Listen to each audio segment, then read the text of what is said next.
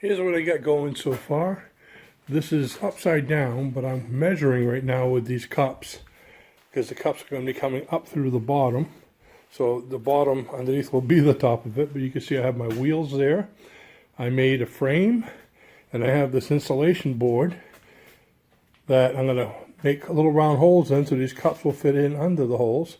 Wheels over here too. This way I can transplant all my seedlings into these so they can grow, and I can wheel them in and out of the garage. And over here on this end, I'm going to connect a handle on a hinge.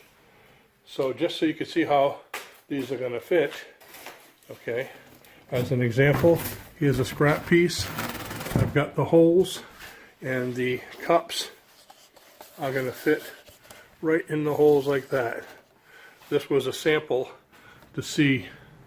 So in other words, if you flip that upside down, that's what it's going to look like. It's going to have about 200 and something cups this way here. And I'm just spacing apart now so I could go ahead and make all my hole marks and cut all the holes. So I'll show it to you when I get it a little further along. I think it's going to work out well. Now you might be wondering why I'm using the insulation board. I'm going to be wheeling this out of the garage. It's still cold out. I'll be staying here overnight, wheel it out of the garage and onto my lawn. And if it was too heavy, the wheels would probably have difficulty lifting it up. I mean, it's all light right now, but I imagine with the soil in each one of those cups, it's going to give it a little bit more weight, and with plywood, it would be even heavier yet. So this is where I'm at. I'm going to measure it, make some cross grids going each way, so I could make a point where I'm going to make my holes. I'm going to cut the holes, then I'm going to connect the frame together and glue it to the frame. And we'll see how this works. Here's the next step in the process. I took all the cups off, I took the legs off, and I made basically cross grids, as you can see over here. I measured from side to side. I measured how far the cups needed to be from each other, like this and like that, and made little hash marks where each cup is going to be, and then little semi marks for the other one, so you can see there, and made lines going all the way across. And then I made lines going this way, as you can see, and right over there and there and there. Some of them I messed up on. So I made lines going that way, and then I made circles using my trusty circle maker, putting it right on the line, getting it lined up, and just drawing the circle inside. And that's where I am. Over here at this, you can see I did half of them already, all the way down. I'm going to do that half, and then I'm going to take all the wood off and just pick up my nice piece of foam board and start cutting out all the holes. That's the next step. Okay, the next step, I made all the holes.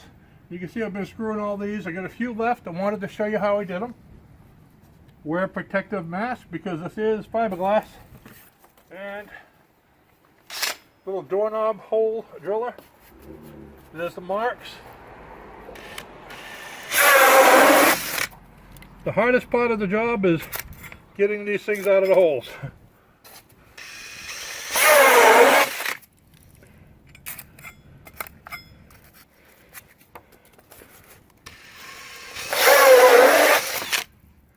And that's all there is to it. I'll do one more and I'll show you what the other side looks like.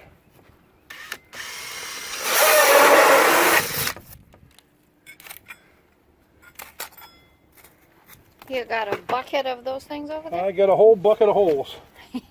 Don't put these in your boat because you will sink with a bucket of holes. Okay. Now, let me show you what it looks like. This is where all the marked up part is. But this is going to be the top of it. And all the cups are going to be stuck in there. Pretty cool, huh? Yeah. It's great for the cat if you want to play whack-a-mole with them. Yeah, Mitzi would love that. Huh? Looks like he already got me. So I just wanted to show you that. Oh, Whoops.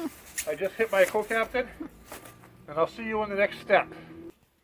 So this is what it looks like with the frame and the wheels screwed on the bottom. Starting to make a little bit more sense now. I have everything screwed on the bottom. The frame that's touching it, so those three pieces are actually glued. I use heavy duty wood cement like I use for boat building, so that should stay on. And I screwed the entire frame. Now I need to simply turn the whole thing over and we'll see if it works. Okay, so I flipped it over and here's the end result with some of the cups in, so you can see how it's going to work with the plants. Like I said, this one will hold a little over 200 plants, so I think I'm going to either have to make another one or some smaller ones. The only thing I had to do different, I wasn't planning on putting any screws in the top, but I ended up doing it. And you could see this stuff is such soft material that when I put this screw in right here, it goes right through. So what I did was I backed out all the screws and I put washers in. The reason I didn't put them all over, just on the major areas, corners, and the reason being is that glue is actually stronger than wood, so the glue worked pretty good, except it didn't stick in some of the areas, like this corner and that corner. It didn't stick because these have like a plastic film on them. So either the plastic film lifted off or it just wouldn't stick to that plastic film. I really should have taken it off first. So if I do it again, that's what I'll do, is take off the plastic film before I try to glue anything. So it did glue to parts of it, but I put the screws in just to make sure. And one last thing that I'm going to do before I actually bring it out is I'm going to, right here in the front, you can see my wheels. Down here, I'm going to screw this piece of wood here so it comes up and probably stays about like this. Kind of just leans back a little bit. But I'm going to actually put it on with a hinge down there so I could pull it out of the garage and back into the garage to make like a little handle on my little purple wagon instead of red wagon. And you can see how that rolls nicely. I have some paper underneath there, but I don't want to push it too far because I'm right on the end as it is. But you can see how it's going to roll pretty nice. Let me bring that over. And again, the wheels on this end are over here.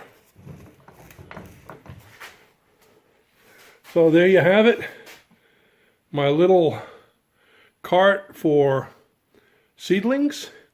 And I'll be able to wheel this right out of the garage during the daytime so they can get the sun, and right back in here when it's bad weather or cold. And the reason I'm doing this is I'm going to keep enough tomatoes for myself and friends and family, and probably about 200 or 300 of them I am going to sell on Facebook Marketplace. This is going to be all for my beefsteaks because I have most of them my beefsteak tomatoes. That's it. I hope you enjoyed the video, and I will see you next time. Bye-bye now.